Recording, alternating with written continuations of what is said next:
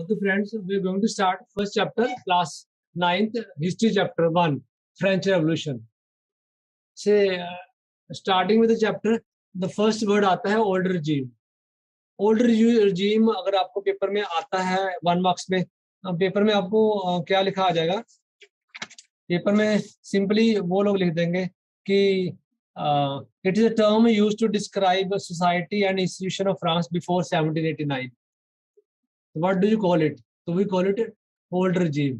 मतलब कि 1789 से पहले पहले जो फ्रांस में जो भी सिस्टम था, जो भी इंस्टीट्यूशन थे, तो that were called old regime. तो ये हमने याद रखने वाला है. 1789 हम लोग क्यों यूज करते हैं? क्योंकि 1789 में रेवोल्यूशन आई थी. 14 जुलाई 1789 में रेवोल्यूशन आई थी, तो इसलिए हम कहते हैं कि रेवोल्यूशन से पहले वाला पीरियड है, that is called old regime. तो ये आपने लर्न करना है. अब ओल्ड regime में क्या था कि ओल्ड regime में जो सोसाइटी थी, it was divided into 3 parts. 3 parts में सोसाइटी कौन सी थी? जो 3 स्टेट्स थी. First state, second state, third states. First states के आगे क्लर्जी आ गई. क्लर्जी में इसमें क्या आ गए कि जो अपने फादर्स वगैरह आ गए, चर्च आ गई, ठीक है. तो वो प्रीस्ट आ गए, पादरी वगैरह, वो हाई ऑफिसेस उनके पास थे. तो नोबिलिटी आ गई, सेकंड क्लास. नोबिलिटी में आगे की जो जमींदार, rich nobles who are owing land, उनको कोई टैक्स नहीं देना पड़ता था. जो फर्स्ट क्लास है, सेकंड क्लास है, they need not to pay any tax. कोई टैक्स नहीं वो देते थे. जो थर्ड क्लास थी, और थर्ड क्लास ही हम स्टेट कहेंगे. थर्ड स्टेट और 98% पॉपुलेशन, ठीक है. That consist of peasants, merchants, ठीक है. और रिच पीजेंट्स आ गए, स्मॉल पेजेंट्स आ गए, लैंडलेस लेबरर्स आ गए, सर्वेंट्स आ गए.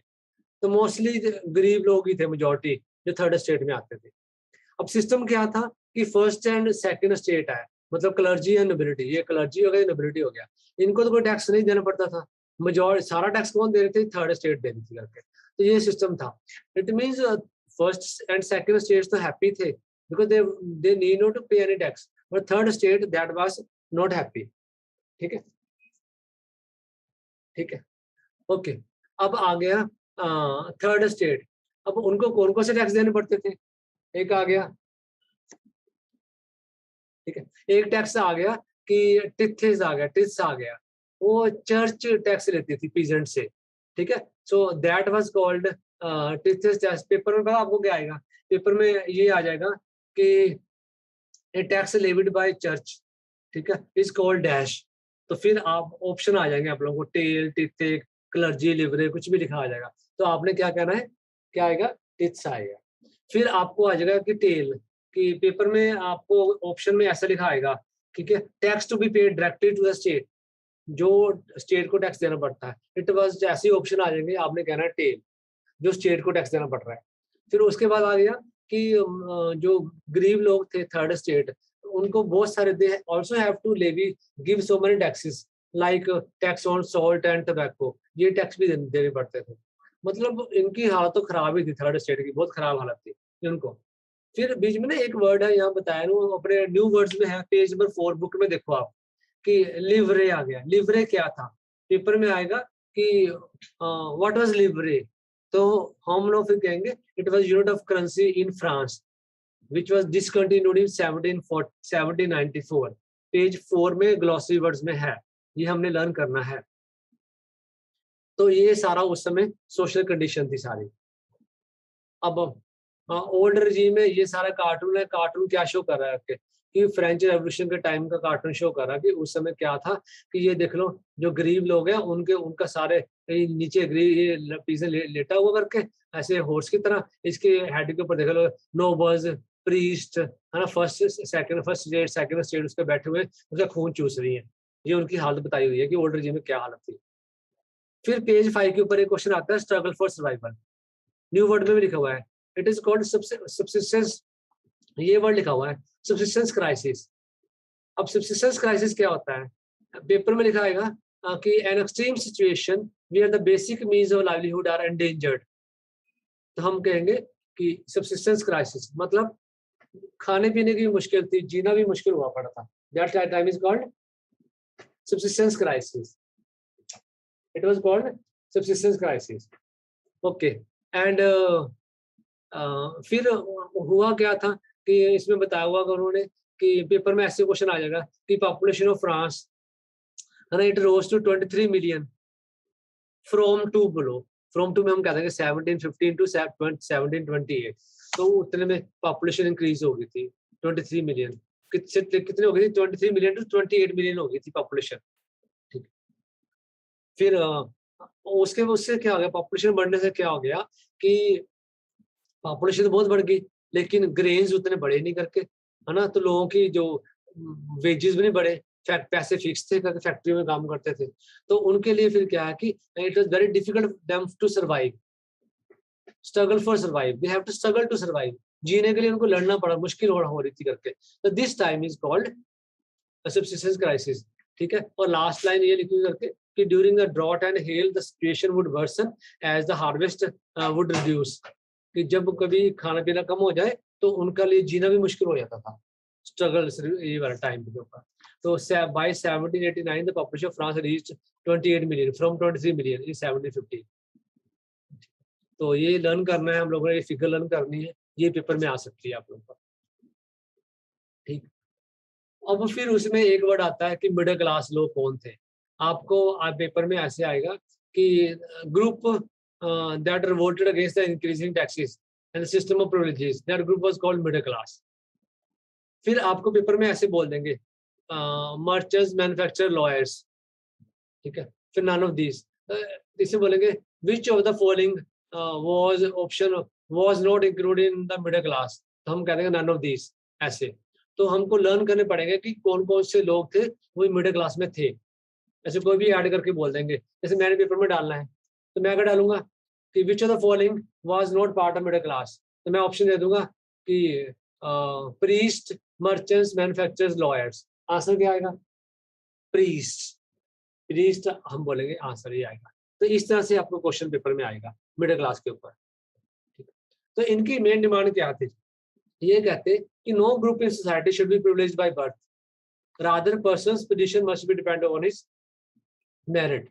मतलब बंदे की जो पोजीशन है बाय बर्थ नहीं देखनी है, उसकी मेरिट देखनी है, क्वालिटी देखनी है। अगर क्वालिटी उसका उसमें क्वालिटीज है तो वो ठीक है, उसको अच्छी पोजीशन दे दो। हाँ जी, this is very very important. अब ये वाले आगे, these are the name of 3 philosophers, ये John Jacques, John Locke, John Jacques Rousseau, Montesquieu. ये फिलोसफर्स हैं, मतलब फिलोसफर मतलब स्कॉलर्स, इंटेलिजेंट पीपल, और ये उनकी बुक्स के नाम है। Two treatise of the government, social contract. Paper में आप 110%, ऐसे 110% इसके ऊपर पेपर में क्वेश्चन आने ही आना है। आपको पूछ लेंगे बोला कि the social contract book was written by whom, 3 option आ जाएंगे, तीनों के नाम, Locke, Rousseau, Montesquieu, none of this. तो फिर हम आंसर क्या आएगा? रूसो। या तो बुक का नाम पूछ लेंगे या राइटर का नाम पूछ लेंगे। तो तीनों बुक्स के नाम और तीनों राइटरों के नाम हम लोग लर्न करते हैं, और इसके बीच में लिखा क्या था वो भी एक लाइन हमने पढ़नी है, वो दिमाग में रखनी है। तो this is very very important page, ये अपने अच्छे से करना है। फिर आ गया ठीक है कि अगला हमारा आ गया calling of the states general. तो स्टेट्स जनरल है क्या था? ये स्टेट्स जनरल क्या था कि एक बॉडी थी कि जिसका मेन काम क्या था कि टू इंक्रीज द टैक्सेस। जब भी टैक्स इंक्रीज करने होते थे तो स्टेट्स जनरल को बुलाते थे टैक्स इंक्रीज करने के लिए। ठीक है, तो अब क्या हो गया कि एक मीटिंग बुलाई, meeting of states general was called. Paper में आएगा when was meeting of states general was called. ठीक है, ये हम बोलेंगे 5 मई 1789।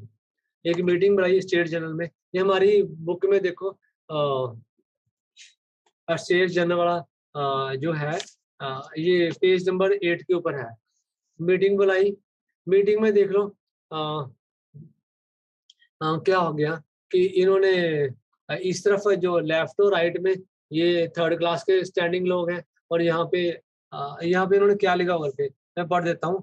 The first and the second state sent 300 representatives each, who were seated in the rows facing each other on the 2 sides, while 600 members of third state they had stand in the back।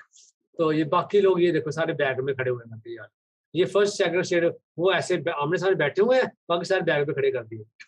तो king centre में था, तो ऐसी meeting बुलाई tax increase करने के लिए।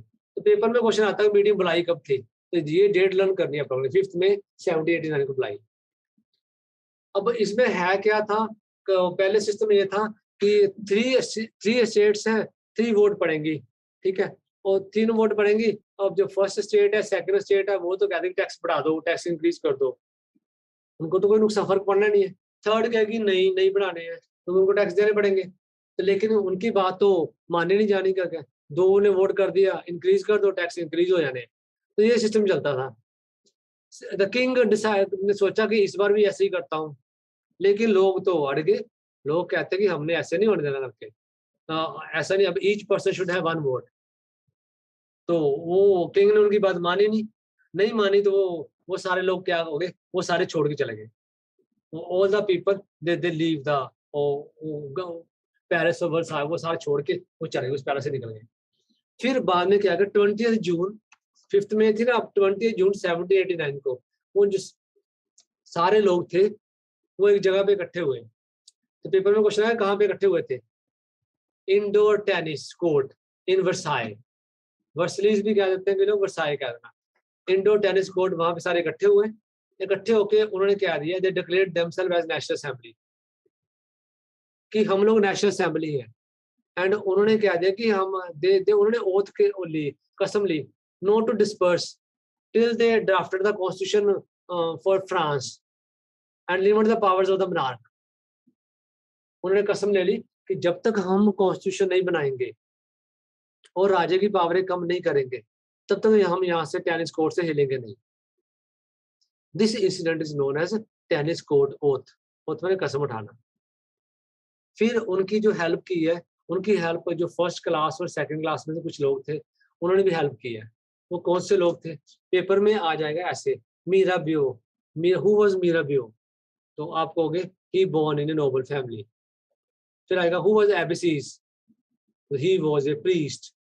मीरा ब्यो ने क्या किया, ही डिलीवर्ड पावर स्पीचेस, ठीक है।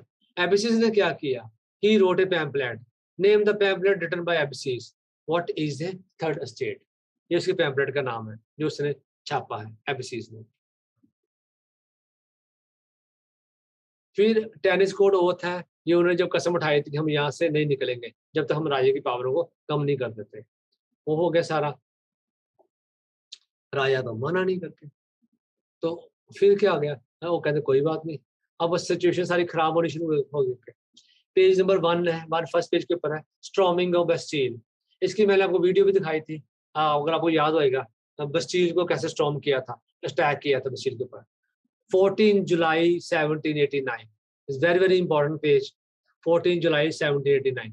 तो उस समय क्या हुआ था कि उन्होंने र्यूमर क्या स्प्रेड होगी कि किंग हैज ऑर्डर, ठीक है, ऑर्डर क्या कर दिया कि to attack on the peasants, जो लोगों के अटैक करने के लिए, उनकी क्रॉप्स खराब कर दो, उनको अटैक कर दो, गोली चल दो, मार दो।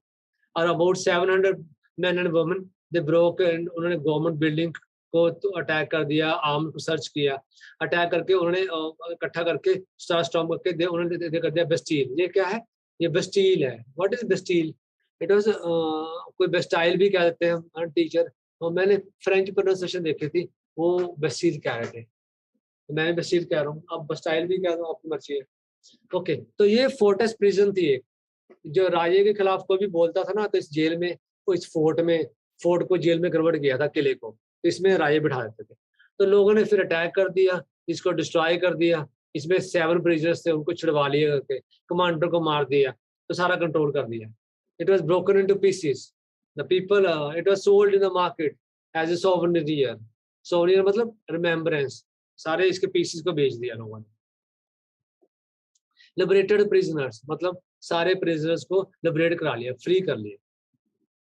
तो किंग तो डर गया कि मैं क्या करूं, faced with the power of his revolting subjects, revolting people, लोगों से डर गया। Louis 16 accorded the recognition of national assembly, कहा ठीक है भाई, ये गोले ये सब कुछ बंद करो, जो आप नेशनल असेंबली बनाई है मैं उसको अकॉर्ड करता हूँ, मान लेता हूँ, जो आप कहोगे मैं वही मानूंगा, वो मानूंगा। अब इसमें एक चीज आ गई, आप पेज 9 पे देखो, मैप बना हुआ है फ्रांस का, तो उसमें एरोज बने हुए हैं। तो वो कह रहा है, उसको क्या कहते हैं, नीचे लिखा हुआ है the spread of great fear 1789। तो उसमें ये र्यूमर फैल गई थी कि जो उसमें जितने भी जो हैं अपने बड़े-बड़े नोबल्स हैं, उन्होंने क्या किया है, they hired a band of brigands. Band of brigand means गुंडे, उसने गुंडे हायर कर लिए, ठीक है? गुंडे हायर कर लिए, तो वो क्या करने लगे कि they are going to burn the ripe crops of the peasants.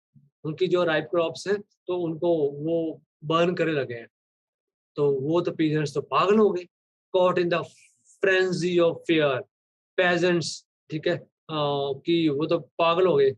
उन्होंने several districts they seized hoes and pitchforks attack the chateaux. Paper में आया था, व्हाट इज चैटक्स? चैटक्स क्या आएगा? जैसे रेजिडेंस बिलोंग टू किंग और ए नोबल मैन। जो noble man मतलब जमींदार, जो जमींदार घर था, उसके जमींदार को, नोबल के किंग को, और उसके जो रेजिडेंस को कहते हैं चैटक्स, वहां पर अटैक कर दिया उन्होंने, ठीक है? वो बड़े-बड़े मैनोर्स, बड़ी-बड़ी एस्टेट्स थी, उनको लैंडलॉर्ड्स थे, उनके ऊपर अटैक कर दिया उनको। सारे मार दिए, भाग गए सारे। जो जितने भी ज़मींदार थे, चैटक सब भाग गए। This event is known as the great fair. It means कि जो ज़मींदारों के ऊपर अटैक किया है पेजेंट्स ने, it is called great fear. अब they destroyed the documents which contain their feudal obligations. मतलब जिन्हों भी जो भी रिकॉर्ड था ना इनके पास, नोबल्स के पास, जमींदारों के पास, किसका रिकॉर्ड? पेजेंट्स का, फार्मर्स का रिकॉर्ड था कि तूने मेरे इतने पैसे देने हैं, इतने पैसे देने हैं। वो सारे बर्न कर दिए, डिस्ट्रॉय कर दिया, आग लगा दी, कोई पैसा नहीं देना हम लोगों ने। तो ये सब कुछ हो गया। It's is called great fair. उसके बाद फिर क्या है कि नेशनल असेंबली दे द 4 अगस्त 1791 में 1 members of nobility clergy they give up. उन्होंने कहा ठीक है भाई, जैसा आप बोलते हो, फ्यूडल ड्यूज, सर्वडम, टिथे, टैक्स, जितने भी सारे टैक्स थे, ऑल टैक्स अबॉलिश, सारे टैक्स खत्म कर देंगे। Lands of the church were confiscated यानी कैप्चर्ड। सारी जमींदारों की, प्रीस्ट की, सबकी लैंड उन्होंने वो सब कैप्चर कर ली land. Clergy were forced to give up their privileges. Government ने 2 बिलियन लिवरेज, इतने पैसे उन्होंने सारे इकट्ठे कर लिए, इतने प्रॉपर्टी सारी इकट्ठी कर ली। फिर उन्होंने कॉन्स्टिट्यूशन बनाया, ठीक है? तो कॉन्स्टिट्यूशन बनाया। कॉन्स्टिट्यूशन बना कब था? ये क्या दिखा रहा है कि ये देखो, जितने भी cartoon represents the configuration of the churches of the land. जितनी थे ना चर्चेज की लैंड थी, वो सारी जमीन जमून, सारे टैक्स सब उन्होंने कर लिए। जो नहीं माने उनको मार दिया उन्होंने, तो चर्चेज जो उसके फादर फूदर से मार दिया उनको। फिर उन्होंने क्या है कि सारे राइट्स दे दिए, जितने टैक्स खत्म कर दिए थर्ड स्टेट के लिए, और सबको राइट्स दे दिए कि सबको राइट मिलेंगे करके।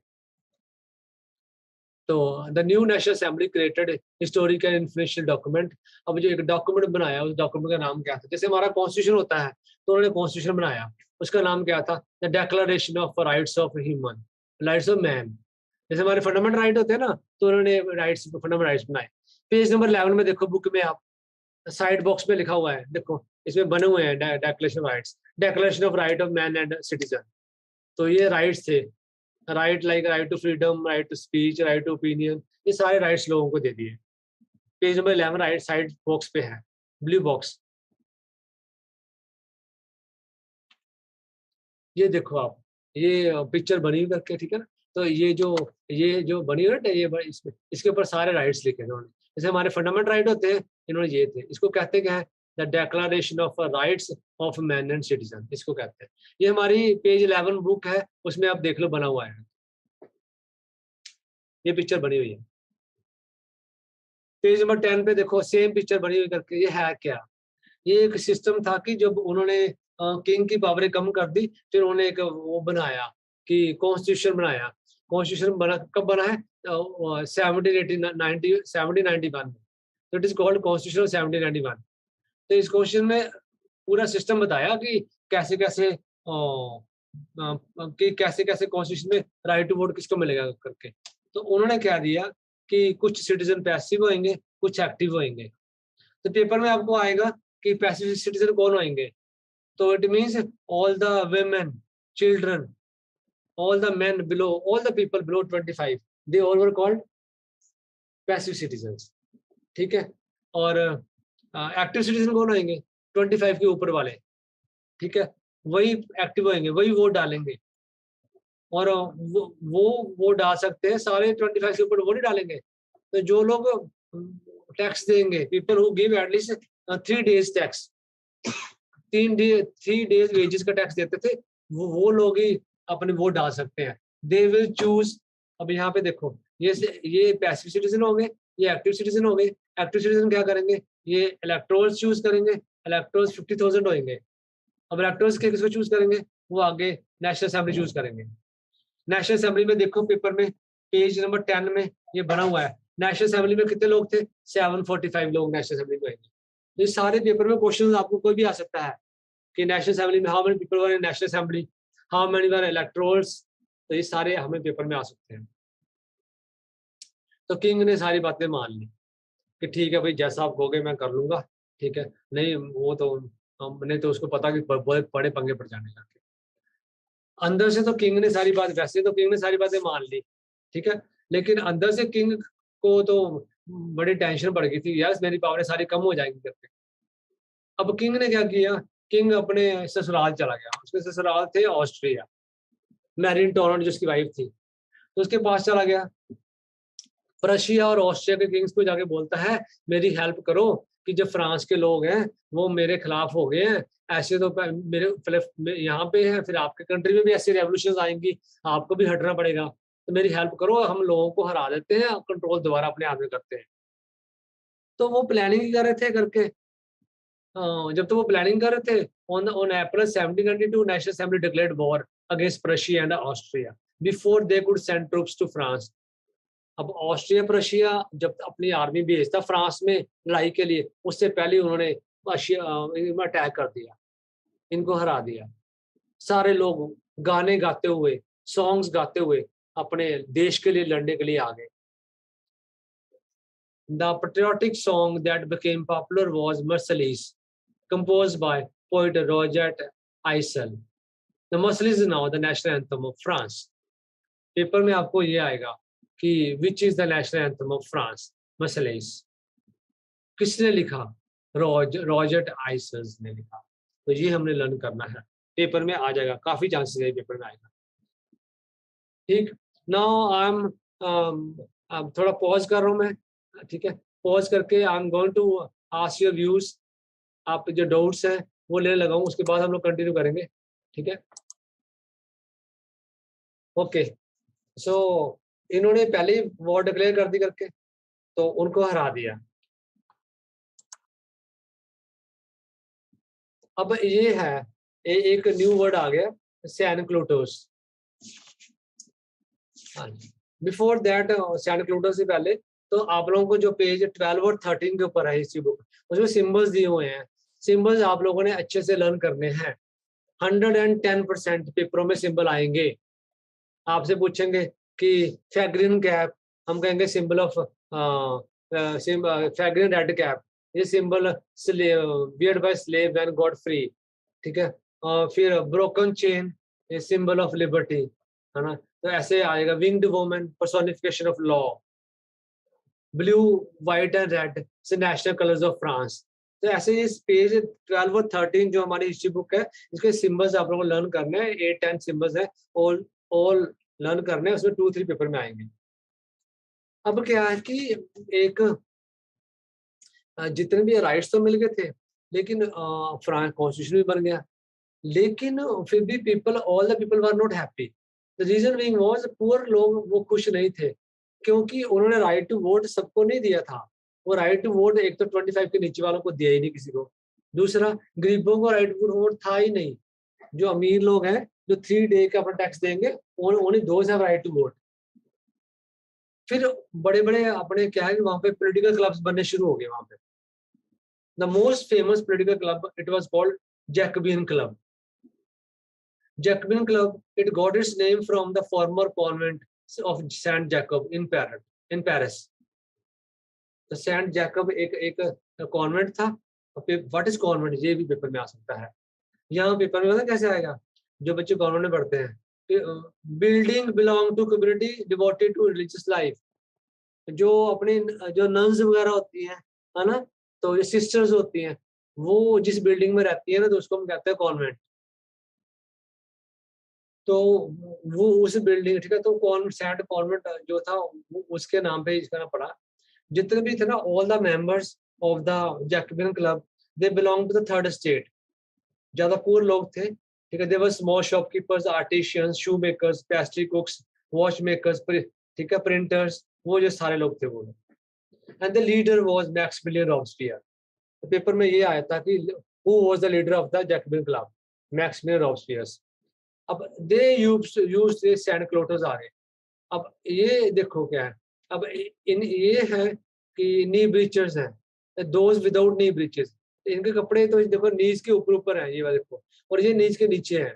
तो they used to call themselves knee breeches, मतलब sans-culottes. Sans-culottes means those without knee breeches. Jacobins wore long striped trousers similar to worn by dog workers। तो वो कहते हैं हम लोग शायद ये अमीर लोगों से अलग हैं, अपने को अलग शो करने के लिए, उसे स्पेशली नोबल्स हु वोर नी ब्रीचेस। ये नी ब्रीचेस पहने हुए हैं, नी के ऊपर वाले। इन्होंने पूरे, इन्होंने नी तक पैंट पहनी है, इन्होंने फुल पैंट पहनी है जान के। तो full pant, and they used to call themselves, Jacobians were known as dash sandclotters। Sandclotters means those without knee breeches। अमीरों से लगते हैं, ये आ गए। फिर इन्होंने जैकबियंस ने क्या किया, ऑन 10 अगस्त 1792, पेज नंबर 15, ठीक है, सेकंड लास्ट पैरा। तो जैकबियंस उन्होंने क्या कर दिया, उन्हें अटैक कर दिया सारा, पूरा अटैक किया। उन्होंने कहाँ पे अटैक किया, वो एक पैलेस था, पैलेस ऑफ टुलरीज, पैलेस ऑफ टुलरीज, वहां पे उन्होंने अटैक कर दिया। अटैक करके वो सारे लोगों को मार मुर दिया, ठीक।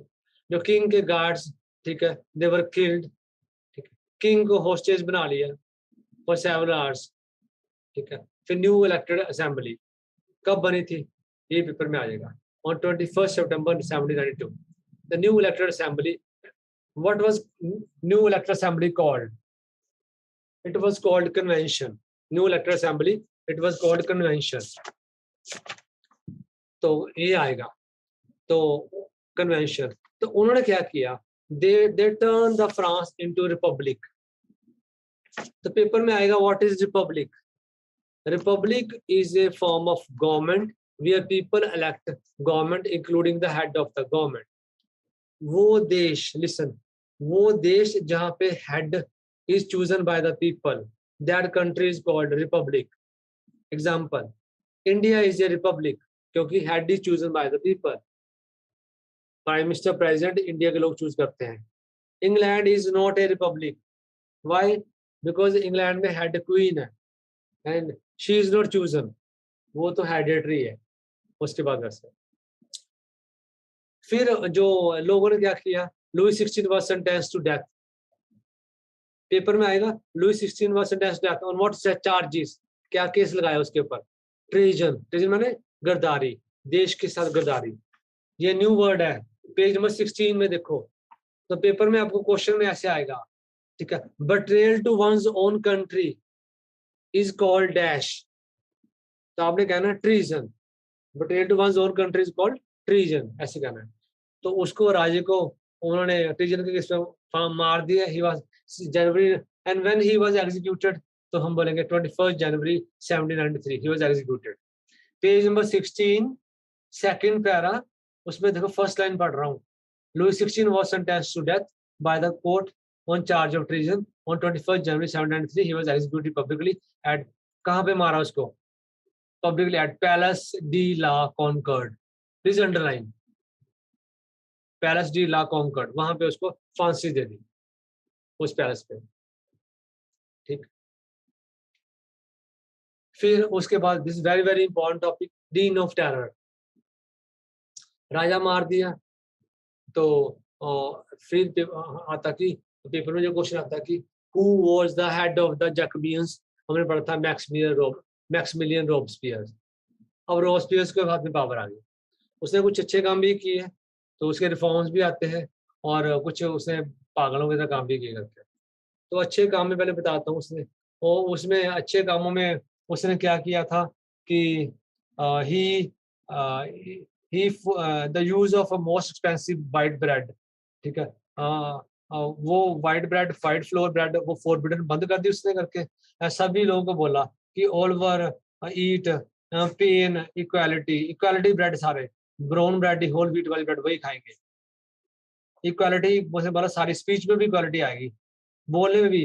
पहले मोन्सोर्स और मैडम, मतलब पहले जो जेंट्स थे उनको मोन्सर्स मतलब सर कहते थे, मैडम मतलब मैडम कहते थे। वो कहता कोई सर मैडम नहीं होंगे, all will be, all will be called as citizen, मतलब सिटीजन्स।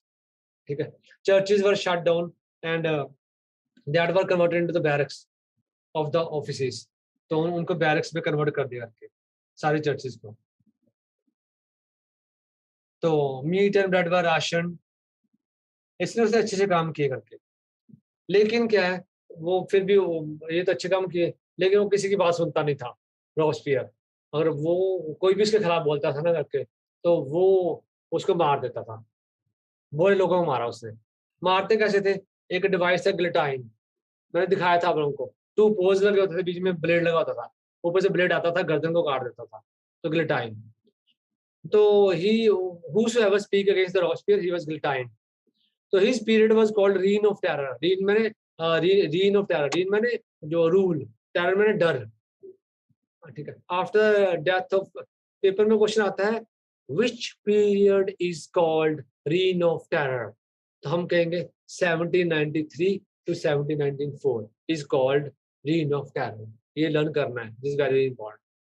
फिर रॉबस्पियर ही pursued his policy so mercilessly कि उसके लोग ही कहते यार तू सुधर जा, वो सुधरा नहीं, लोगों ने उसको भी गिल्टाइन कर दिया, उसको भी मार दिया, रॉबस्पियर भी खत्म।